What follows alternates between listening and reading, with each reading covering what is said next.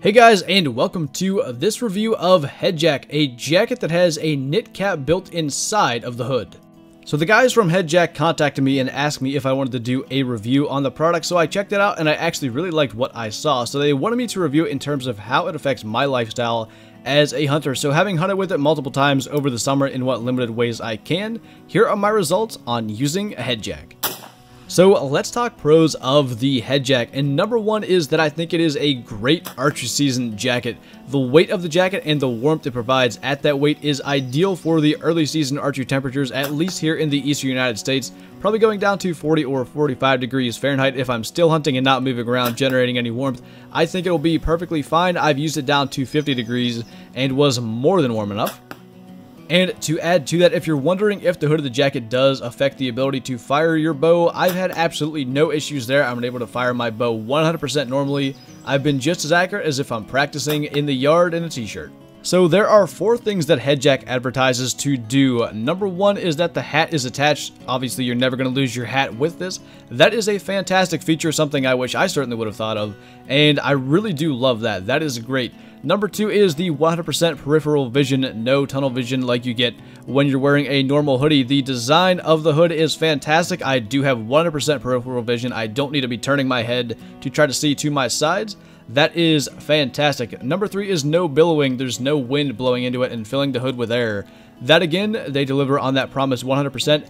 And the final one is that it keeps your neck warmer because the material sits closer to your neck. And again, I found that to be very true while hunting with it. In lower temperatures, down to about 50 degrees is the coldest I've managed to get here in the summertime in Pennsylvania. That has been all 100% true with their claims. Another thing that impressed me with HEDJAK is actually the overall comfort of the jacket. I came into it expecting the knit cap inside the hood to be rather kind of itchy, scratchy, maybe uncomfortable to wear. I found that to be pretty much the opposite of the truth. It is very soft, very comfortable. I had no issues with that. I didn't have to like readjust every couple of minutes just to stay comfortable out in the woods. I was able to sit still for long durations of time, and I think that is great along with the rest of the jacket. It is very soft, very just comfortable material in general. I think that is a fantastic plus when you're out there in the woods, especially in archery season, as I think this jacket is best for. You don't want to have that extra movement, and I don't think you're going to have it wearing this. And along that same vein, I just mentioned the softness of the HEDJAK material, and because of that, it is also very quiet. I don't get extra noise generated by the jacket as I'm drawing back my bow, nor do I get any when the material contacts itself. Say my arm rubs against my side as I'm moving around, I get no extra noise there. And as I keep mentioning, that is ideal for archery season because when you get in those close quarter encounters, you're not going to have animals running off due to your jacket making extra sound. And one more thing I did want to throw in here, I know this is not hunting, but I feel like this is actually a great camping jacket for a number of reasons, and the first is when I'm camping, that usually means I'm also fishing, so that's a lot of very early and cold mornings down by the water. Having an extra warm hood is quite nice for that, and then of course when the sun comes up and warms up a little bit, you take the hood off and the weight of the jacket is actually pretty dang good for those earlier morning temperatures, probably up to 70 degrees I would say walking around actually like actively fishing. I could wear this and not be too warm. The material does certainly seem breathable.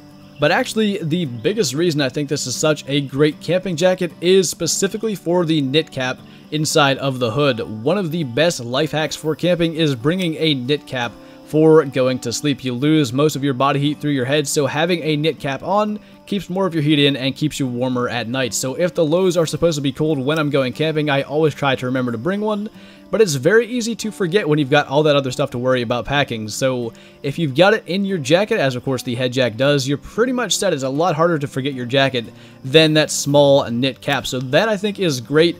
And I did try sleeping in it in a tent. The low that night was 49 degrees and it kept me toasty warm all night. I slept like a baby.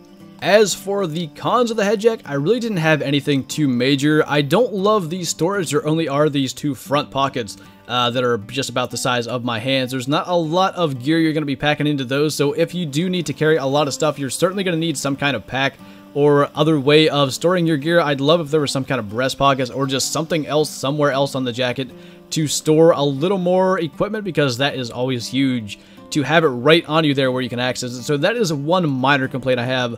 Obviously a pack solves it, but it is something I would like to have on the jacket. And to be completely honest, that is the only real complaint I have about the HEDJAK. Everything else met or exceeded my expectations for it, and I can tell you this much, I will be wearing my HEDJAK this fall on nearly all of my archery expeditions. But guys, thank you for sticking around to the end of this review. I will have a link in the description below if you want to check out HEDJAK's website and maybe get one for yourself, and let me know if you do. I would love to know what you guys think, but thank you once again, and I will see you next time.